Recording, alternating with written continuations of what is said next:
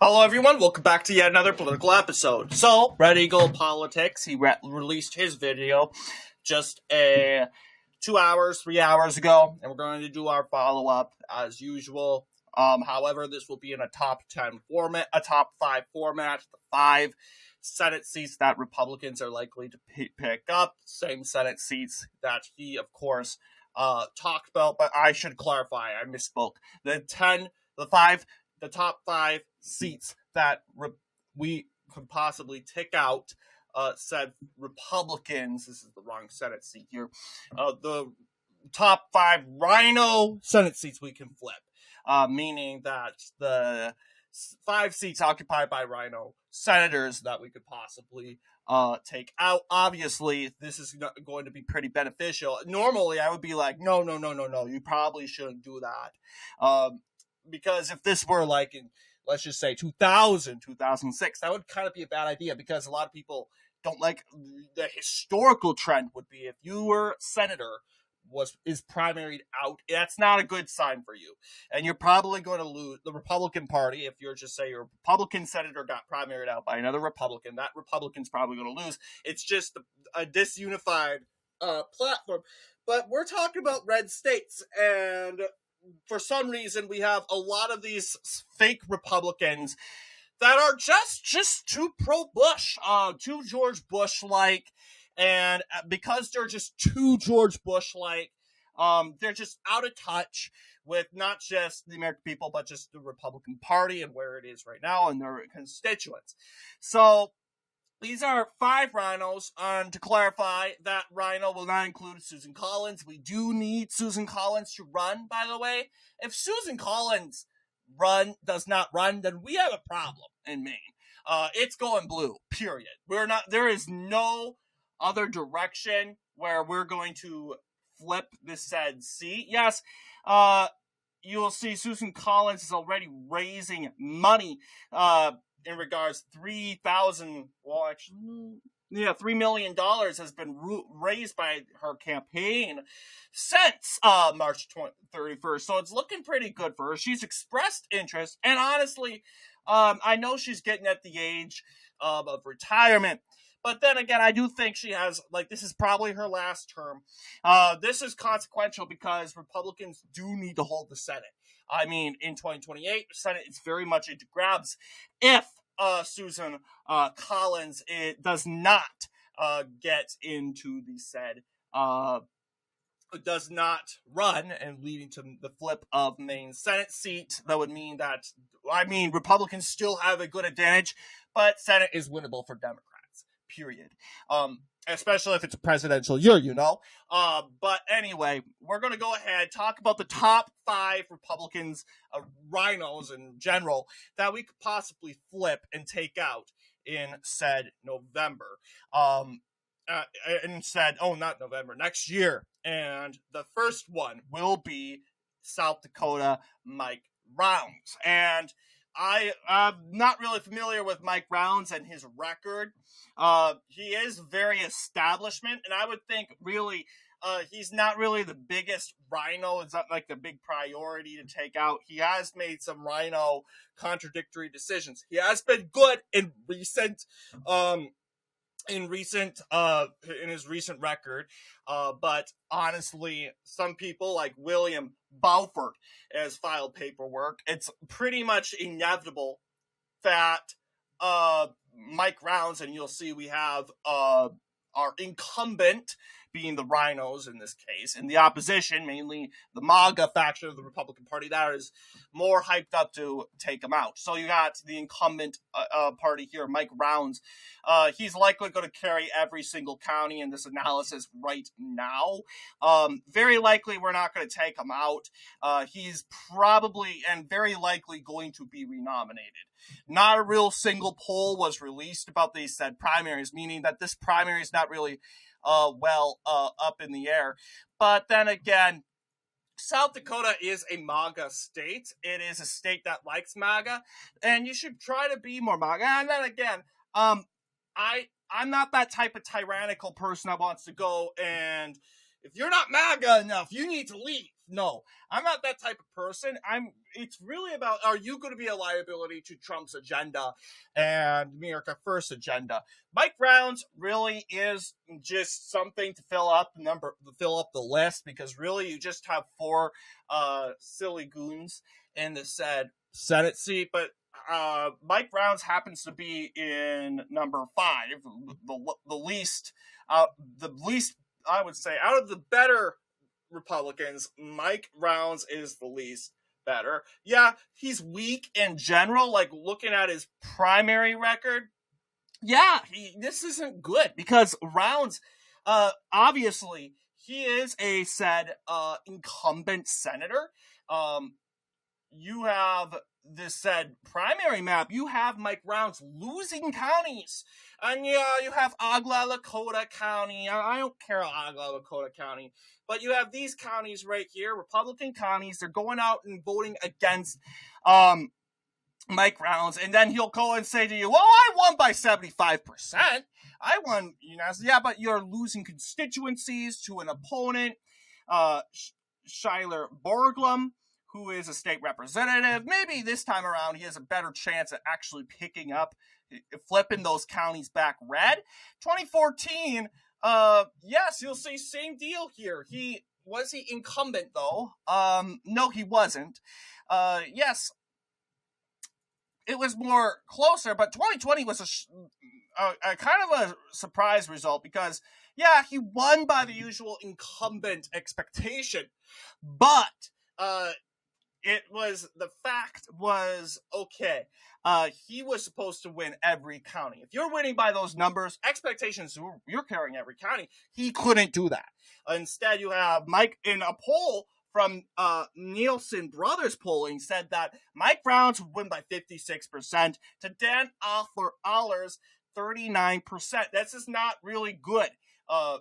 This is, of course, this is the, what am I talking about? This is state polling. But yeah, they didn't feel like they needed to release a said, they didn't feel like they needed to release some sort of poll. And because they thought, oh, Mike Rounds is going to win, and he very well, he's not in danger of flipping this or the seat to Democrats. As you could clearly see, for some reason he did very well, 4.93% better than Donald Trump. So he's strong in the general election, but when it comes to Republicans and respect by Republicans, he kind of struggles. But I do believe that he's going to carry all of South Dakota's 66 counties. The worst thing that can happen is Dakota goes to his opponent, which would be William Balfour, who has filed paperwork, but no one really knows who William Balfour is. And I do think maybe I do think that Rounds would pick up that county just by a little bit. So just don't think that Mike Rounds is going to lose. He absolutely has a chance. He's 75%. I think personally he's going to there's no chance of us flipping the seat. It's just something to fill things up to number 5. So we're not necessarily calling it number 4, like top 4, which would be too short. But we are now going to the fourth member of the said list, and that is going to be Lindsey Graham. Which obviously he has gotten more closer to Trump, but he is underwater. He is struggling with his popularity. You'll see he is embattled by a new poll, which was released almost a month ago, in which Lindsey Graham is ahead by a couple points over Mark Lynch, and this isn't good, seeing that expectationally Lindsey Graham is, of course, the incumbent. Looking at previous polling, yeah, Lindsey Graham has won every single county. However, he's got a close call in this county that holds the biggest city in South Dakota. I want to believe it's Greenville or something like that, or whatever it's called. But yeah, they were swaying towards the said left side of the center there. But you'll have one poll suggesting that Lindsey Graham is the winner out of a bunch of undecided or other options. But Lindsey Graham, 70%, according to a 2019 poll. but obviously, he'll he underperformed by 3 points. He is running against all these others.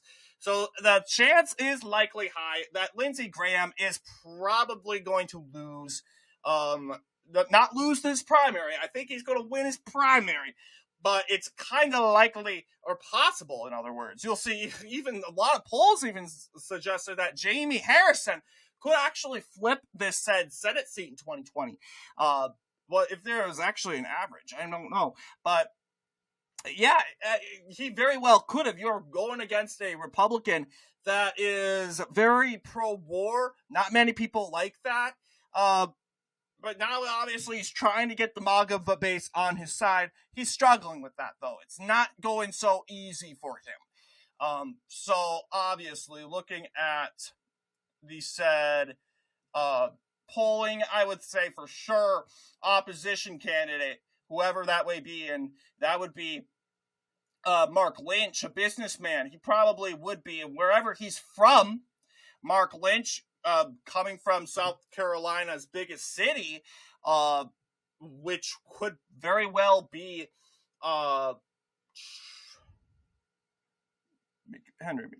biggest city, Greenville, yes. Largest city, it's actually Charleston or Greenville. I would like to know where he's actually from, because Mark Lynch, he will also pick up, be the favorite son candidate in some sort of county, the county of his own residence. So Mark Lynch, businessman, Mark Lynch, where is South Carolina businessman Mark Lynch from? Okay, so yeah, it doesn't really tell us much about where he's from. Mark Lynch, he's real. Okay, this might be him. But he's filed his run against Lindsey Graham.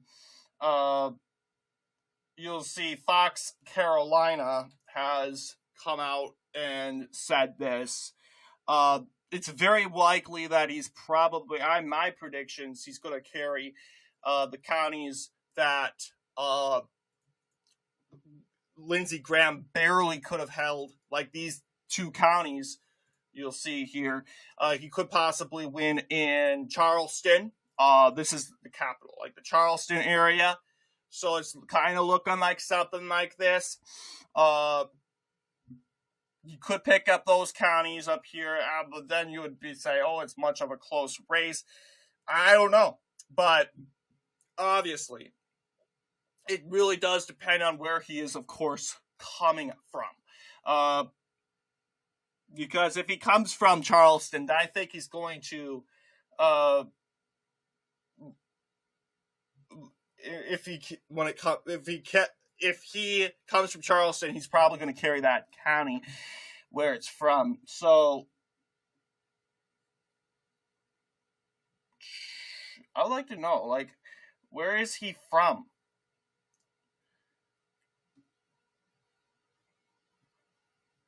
He's also a addiction counselor at his church, Burnsview Baptist. Okay, so if he's from Burnsview Baptist, that's likely where he's coming from. Look that up. Okay, Greer, South Carolina. He's in that Spartanburg County area. So he is kind of likely to get bring voters and gain voters there. So he's coming from that. It looks pretty rural. Yeah, it's pretty populated. Right up here. Right next to neighboring Greenville, which that's where it comes from. Spartanburg. But yeah. And you would also think that being from Spartanburg, you'll see it barely. Yeah, he's inevitably probably going to carry that county. So looking at, like, just say this area here, he's probably going to win areas around that county. Yeah, I would say probably this county.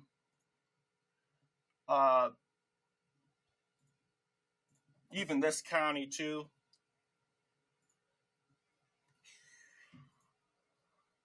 Of course, things can change in regards to how these polls go.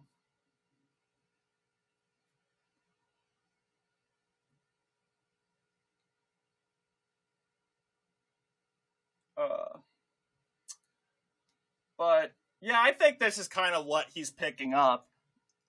And it's just that Greenville area, Spartanburg area, populated, and that honestly hurts Lindsey Graham. It really does. If he's picking up in votes in the major urban areas, the areas he's mostly coming from expectationally, that's what hurts him. So Mark Lynch, you'll see here, businessman.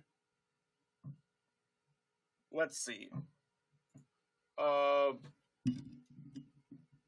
Well, yeah, you gotta do the math here. 43%, 29%. It's a likely margin. And honestly, yeah, obviously, I do think that Graham's going to win re-election. Renomination and re-election. I don't think that's going to change. He's probably going to do worse. Well, that's why he's so desperately trying to tie himself up to Trump more. 14%. A 14-point lead. And here, Graham is underwater. And remember, like Red Eagle said, South Carolina is a state with runoffs. If you don't get over 50%, then there's a runoff coming. And you know how Republicans are in runoffs. They don't show up because they vote once. And if they get really mad when you don't get a result, they just rage quit and they say, nope, we're not voting again. And that's frustrating. Because you absolutely need to vote again. If you want your candidate to win, then you have to show up and make the effort.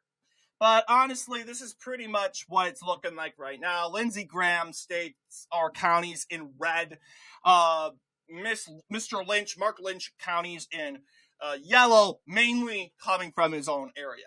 But that's kind of what I'm thinking it would look like at the end of the night. But you got two states down, South Dakota and South Carolina. Number 3 is going to be going up north, North Carolina. And we all know that there's another unpopular senator we have, and that is, of course, Tom Tillis. And Tillis is kind of hard because we don't have many options to kind of run to take out Tillis. I do think he's going to end up winning his re-election, though. Simply said, because then again, Trump's embraced him. He has the Trump endorsement. Well, actually, no, he hasn't had the Trump endorsement yet. But he has a lot of his Republican colleagues by his side. Mike Rounds, Pete Ricketts, Lisa Murkowski's even backing him. Mark Wayne Mullen, Cynthia Loomis, James Langford, Chuck Grassley, Deb Fisher, Joni Ernst, so all these establishment candidates, Steve Daines, Tom Cotton, Mike Crapo, Bill Cassidy, Shelley Moore Capito, Ted Budd, mainly because he's his colleague, John Boozman, Marsha Blackburn, John Barrasso, Jim Banks. So you got these establishment candidates coming out. Mark Robinson thankfully declined, and I'm happy he is. He's a horrible candidate. He used to be good, and what kind of made his campaign fall apart so quickly? He's just a lousy candidate.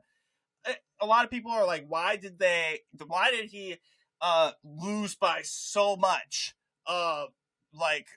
This comment really hurted him, obviously. CNN, he made disturbing comments on an online forum years ago. It was years ago, and somehow this outraged the voters. I think it was just the Republicans just didn't want to chance it, just hurt Trump in the state of North Carolina. I think he would have still won that state anyway. But looking at, obviously, just honestly, I'm glad he's not involved. But looking at, going back to, of course, Tillis and his record, he's carrying every county, but there's people challenging him. 78% supporting Tillis. So people back him, but he has made some gaffes that really hurt him. He marched with the BLM. That's not something you want to do as a Republican, especially in a red state. I mean, he comes from a swing state, yes, but when it comes to, like, he's lucky he got carried across due to the Trump coattail effect, because that just turned Republicans off. To see Tom Tillis march with the BLM, the same group that burned down all the cities like Charlotte and Wilmington, they just looted and destroyed, hurting lots of businesses and jobs. Then you had Tom Tillis. As a Republican, people look to you and say, okay, you got to stand up to this. And he goes and marches along with them. That does not make Mr. Tillis look good. He's probably doing it just because he thought he could virtue signal. Look, I'm a good guy who works with everyone. I stand with the black people of North Carolina, my black supporters. He's probably doing that, help his record, help his, of course, his re-election campaign that year. But that only, in other words, just hurt him because it made you look bad. Cal Cunningham, he's lucky he was caught with a scandal. Otherwise, it looked like, according to polls, that he just may have won that said race. But obviously, glad to see Tillis win, mainly because it would have been bad for Republicans in general if this seat went blue. And it's our job to keep it red. And I get that Tillis, he's not incumbent in 2014. And yes, he ran, of course, and then again, Tillis is generally an overperformer also. So I would say, do you want to get rid of Tom Tillis? I think we should just give Tillis, I mean, yes, some people say, oh, well, it's not worth the trouble. Well, I say in general, it's just like, do you want, I don't know. You got these candidates. This guy, Don Brown, he was a candidate. He's not necessarily experienced, though. And looking at 2020, it pretty much seems like, unlike Lindsey Graham, it actually looks like Mr. Tillis will be carrying and sustaining every county. He's doing the right thing by trying to side with Trump on things. I don't know if he supported the Big Beautiful Bill or not. I wouldn't be surprised if he was against it. But then again, I think he's the only guy we got. Lindsey Graham. I mean, Laura Trump's not really going to oppose him, mainly because her father, Donald Trump, supports him. And that is, of course, to help get that agenda, the MAGA agenda, passed.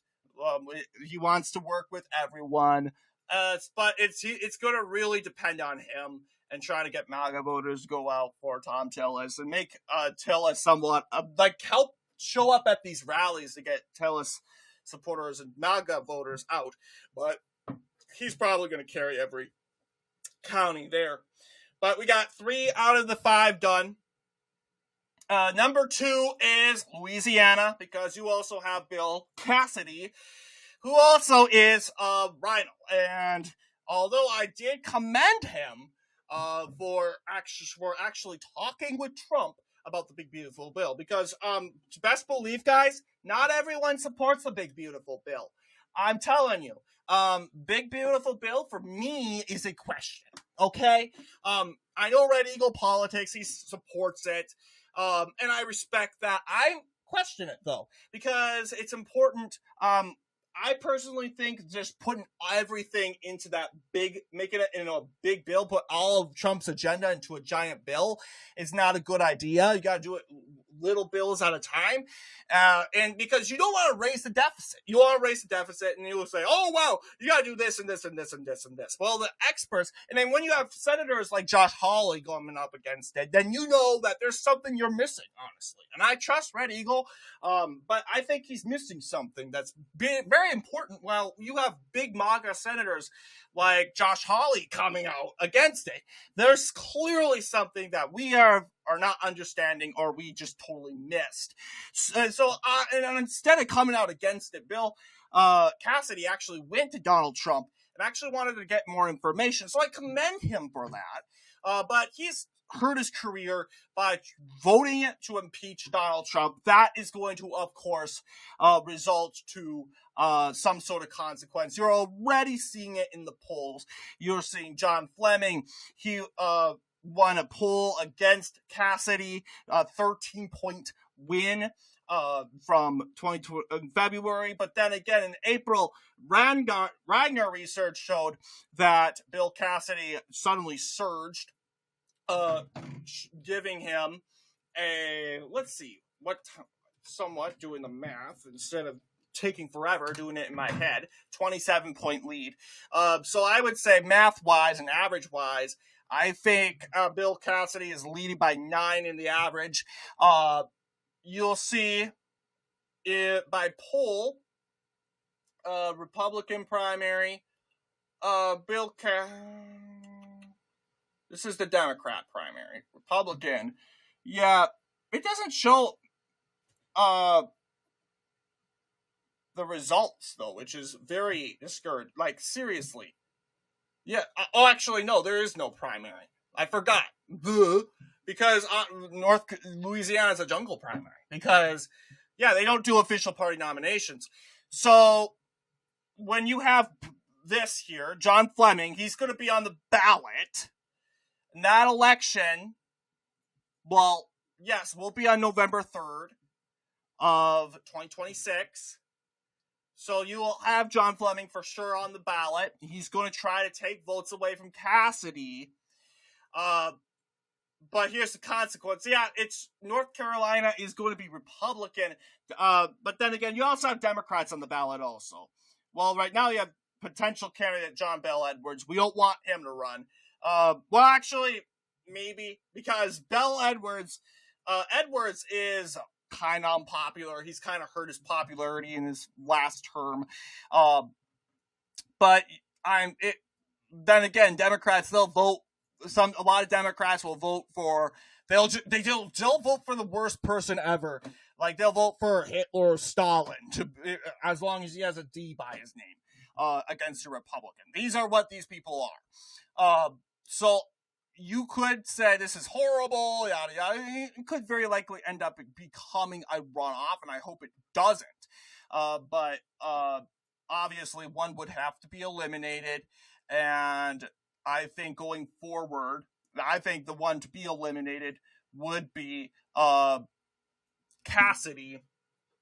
So we'll go ahead and add another column, that being the Democrat.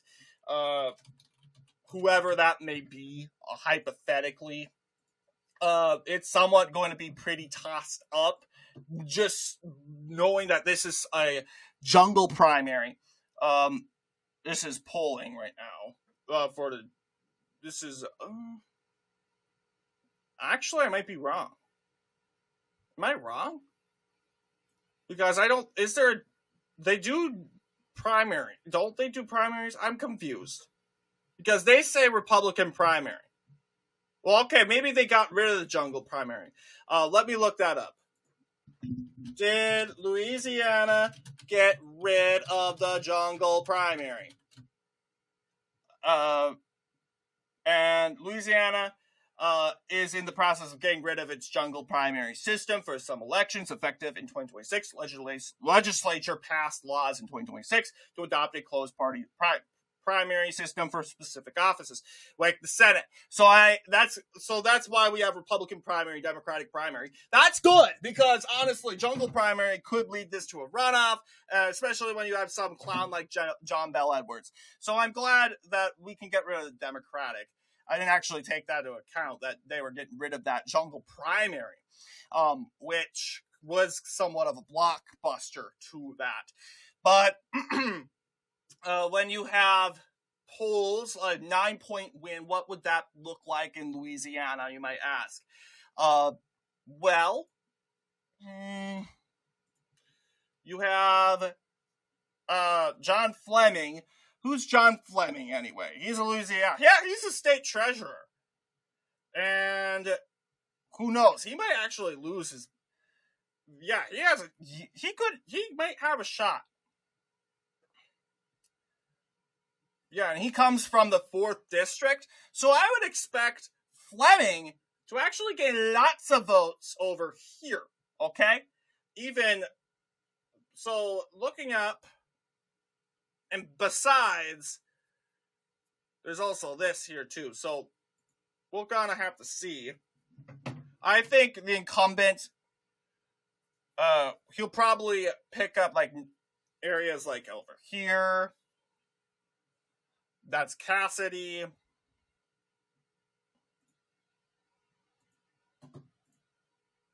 That's Cato Parish. This is Mike Johnson's parish, anyway. I mean, district. But looking at the 4th district, the representatives of that district, yes, John Fleming, he's from Minden, meaning that he's definitely going to pick up that county and the areas around Minden. The parish of Cato, depending how populated it is an African American parish.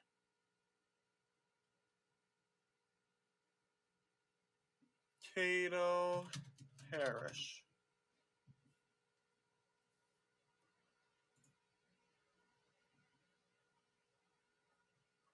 Yeah. Shreveport. Yeah, that's a part of the Blue District, though. 201. I'll go ahead and say it goes to well, actually, this is Republicans anyway.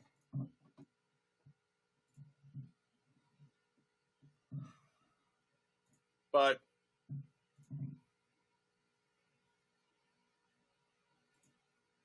yeah, this is his district. Looking at the areas, obviously comes from around there. I think he is going to Cassidy's going to struggle a lot in the said west of Louisiana. That's my prediction. He's probably going to do good in the east, New Orleans, Baton Rouge, upper Mississippi, but otherwise, areas around, I don't think.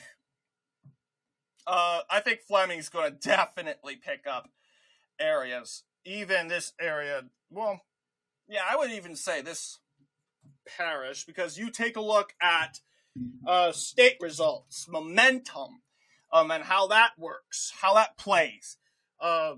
Louisiana, for instance, this 90% Republican. It's very well committed. I would think areas and counties, 90% in the 90% column for Trump would go for Fleming. So I don't think he's going to carry every single county in his district. He's from Minden.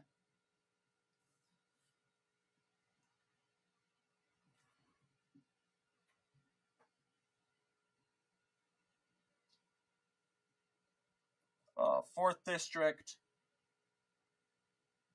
5th district. Okay, here we go. The members, we need to go back down. Here we go.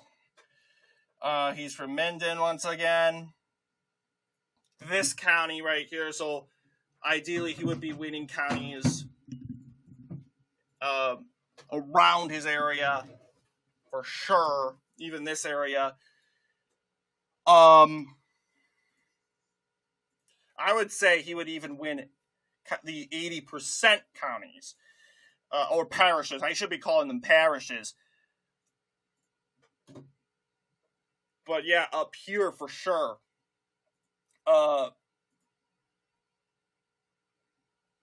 And, well, actually, maybe we'll go ahead and call this one. Okay, so this is kind of what it would look like, my view. I would even say maybe 80% the communities, counties. Well, actually, no, we'll go ahead and call the parishes that go 80% for Trump east of that area, east of the Mississippi for the Mr. Cassidy. Senator Cassidy. So you'll see something sort of on the lines of like this. You have the very pro-Trump areas in the west of the state, influenced by Texas. You have the counties surrounding the Webster parish, home to the said former congressman. You just have results similar to like this. So I would go ahead and say, yeah, this is pretty much my prediction for Louisiana. Well, actually, how do I know this parish too needs to go red. Never mind. Seeing if there's anything else, I'll go ahead and call this also.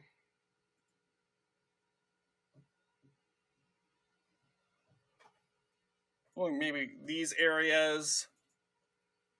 I reason why I'm saying these counties go for the opposition and being Fleming. It's not because it's mostly because the areas, the county surrounding is just more very Republican. It's just you're seeing the trend. And the trend is basically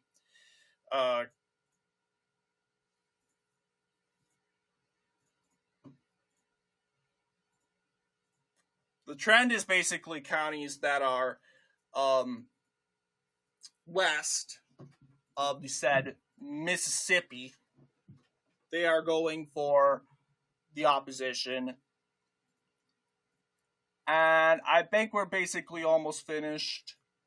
We'll go ahead and call this one. And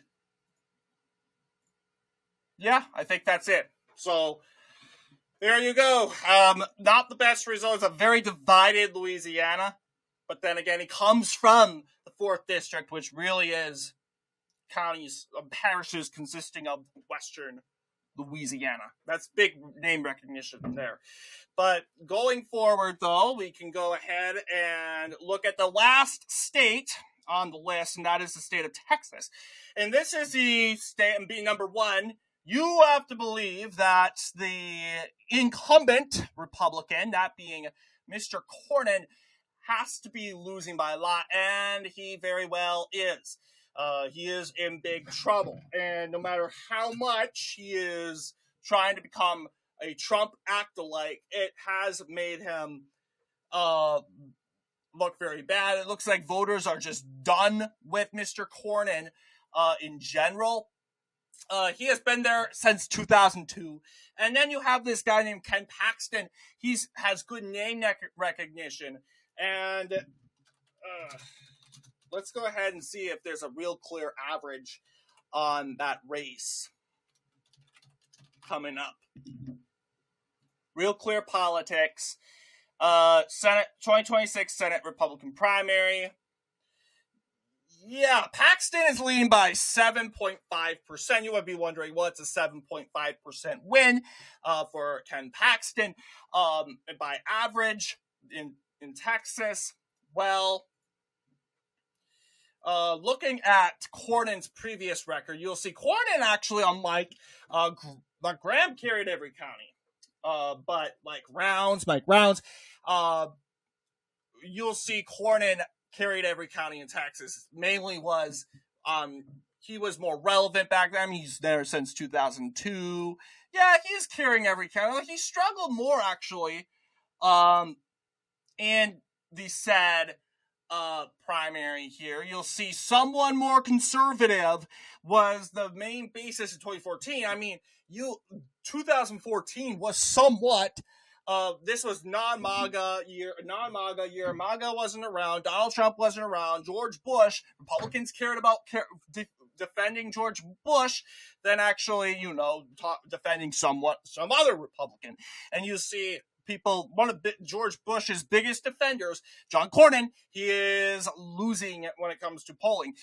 So it does make sense why you have Cornyn losing. And the question is, what was that primary map? And what did it look like? I do think it's on Wikipedia. I'm not going to go and scroll down the whole Wiki Commons to look for it. Well, we can actually look it up on the U.S. Election Atlas, Dave Leaps, and I bet they will tell us. But yes, you'll see this is Cornyn's result. You'll see that not even the Hispanic voters, they didn't even bother showing up to vote for him. Of course, they're not, but then again, add context, back then, 2014, all of them were Democrats. But you had really Hardin County being the only county that voted for Steve Stockman. And you got another county right here. I don't know what it's. Yes, Stockman also. It was a tie between Cornyn and Stockman. That was Culberson County, now a Republican stronghold. But looking at that was 2014. 2008, you also have the said primary polling. Yeah, it was 81%. So indefinitely, I would imagine Cornyn would carry every county. And 2002, when Cornyn entered the game, yeah, he got 77%, but no one knew how bad of a senator he would be. But honestly, going to, and you can actually view those debates on YouTube. Look at that. But what would, yeah, Cornyn's looking like he's going to lose. And what would he hasn't won any poll. And the question is, what would it look like? I would think a lot of those, first off, I would use the same method. First off, we need to know, where does Ken Paxton come from? Because he's going to be the favorite son of that county. Where does Ken Paxton reside? That's the question. Now, if he resides in like an Austin or maybe Houston, but Austin's going to be a bit harder for him because we get voters and elected representatives in Texas all the time from Austin. So where does Ken Paxton come from? Yeah, I don't care about his place of birth, because his place of birth isn't going to vote for him. Where does Ken Paxton live? That sounds creepy. I mentioned that in the other video. For Virginia. Oh yes, he resides in McKinney, Texas. And McKinney is a city of...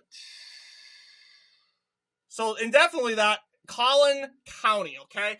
So it's pretty much indefinite that area is probably going to go for him. So we're going to go ahead and do McKinney.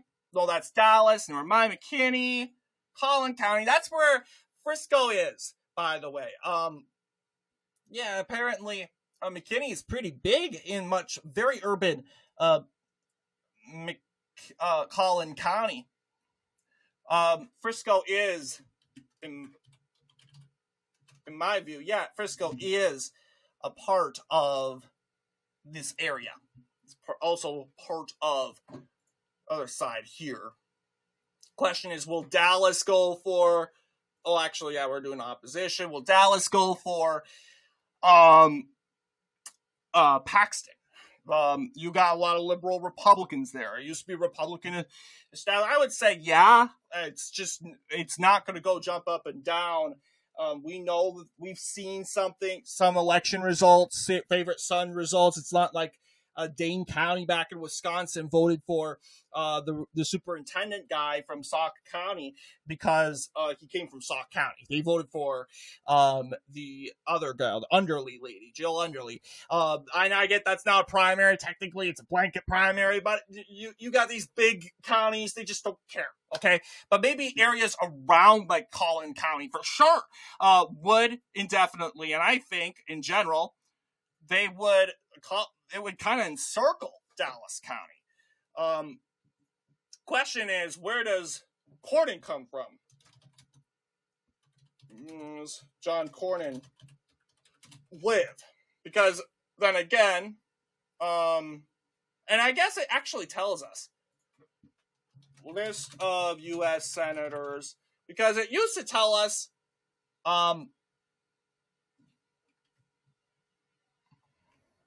but we'll see. Oh, this is the city. Yeah, that's the city they're coming from. Okay, perfect. So he comes from Austin. So the idea is he's probably going to pick up GOP votes in Austin. He's not going to win everywhere around. This is Cornyn votes here. Opposition's probably going to win Houston, or Paxton in this case. Paxton's probably going to win Southern Texas. Not enough liberal votes there. Will Paxton win he could possibly win that area. But maybe. But this is what we're looking at. +9, I believe. Or +7.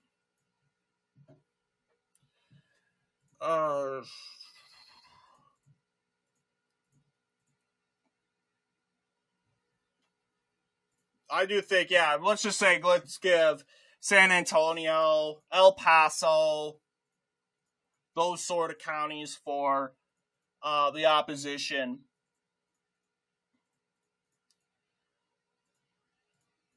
But you're noticing a pattern. He's winning, and Mr. Blanking on the name. Cornyn is winning in urban areas. The urban area, well-populated areas of Texas, but the question is, I think this is a bit too much. You might have to look at a map of Texas county population map, because then again, looking at average from the 2026 Senate race from Real Clear Politics.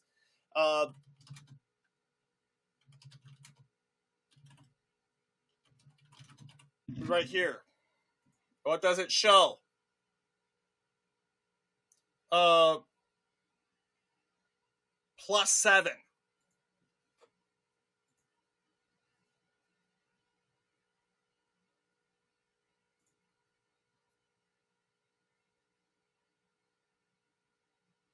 Okay? We're talking about these populated, the areas in dark red. Very popular. Even this county right here. But I think that county right there, I think it's Star. I think it's just too, way too, otherwise, I would say Hispanic, but, just distinct from the important areas. But you got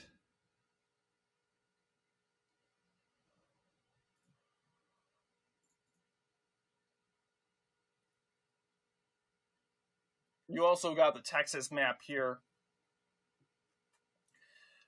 Yeah, I also think, well, let's just go ahead and say that these counties, the one up here would go Republican. I mean, for Cornyn. Well, no, that one's going to stay. Never mind. That one's going to be opposition.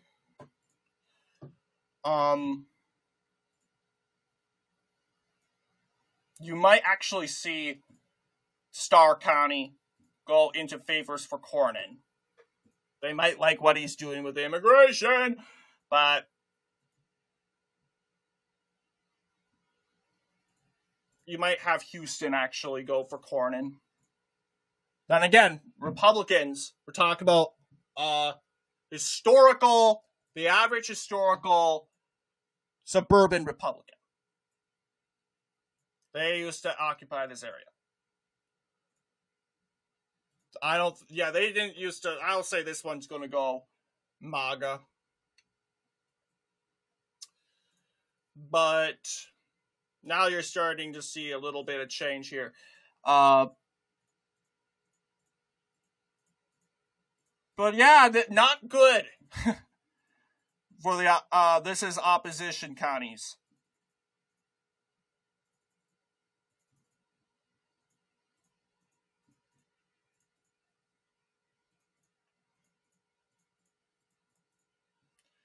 But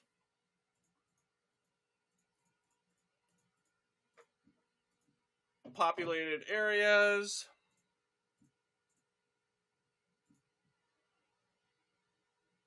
But yeah, I think that's it. I think this is our map. I guess it's not perfect. You might have Galveston. Is Galveston? Galveston's okay. I don't know.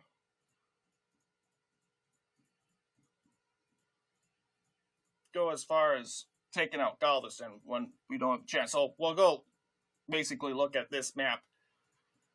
So this is your primary map for Ken Paxton. yes, Paxton wins. But of course, you'll see opposition in total compared to all the other counties has 274 counties in the United States to 256 counties for the incumbent RINOs. But this is actually a good map here in regards to RINOs versus MAGA Republicans. But anyway, this is basically what's the most realistic flip? What's inevitably going to happen? Probably Texas. I don't think, honestly, we're going to go as far as taking out Bill Cassidy. Although, actually, we could. I think it's possible. Maybe Texas, Louisiana. I think Lindsey Graham's here to stay. I think North Carolina, Tillis is going to stay. In South Dakota, Mike Rounds is going to stay also. But, yeah. But anyway, what do you guys think in regards to this video? Let me know down below. And as always, I'll see you all in the next political episode.